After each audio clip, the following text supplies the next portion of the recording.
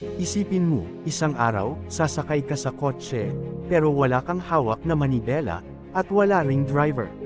Science fiction ba? Hindi na. Ito na ang paparating na future ng sasakyan sa mundo. Unti-unti nang nawawala ang mga sasakyang gumagamit ng gasolina at diesel.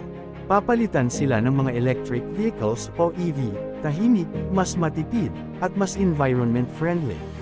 Sa hinaharap, posible nang mag-charge ng kotse sa loob lang ng ilang minuto, o kahit wireless habang nakapark. At hindi lang yan, dumarami na rin ang self-driving cars. Gamit ang artificial intelligence, kaya nitong umiwas sa aksidente, magbasa ng traffic signs, at magdesisyon sa daan, mas mabilis pa minsan kaysa tao.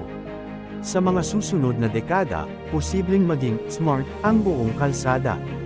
Nakakausap ng sasakyan ng traffic lights. Alam nito kung saan may traffic.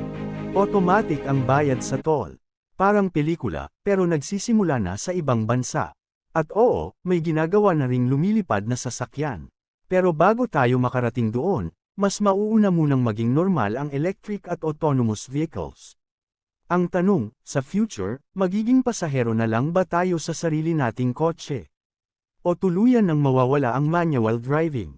Isang bagay ang sigurado, ang mundo ng sasakyan ay hindi na magiging katulad ng dati. Kung gusto mo ng ganitong kaalaman at kakaibang kwento, follow mo lang ang page na to.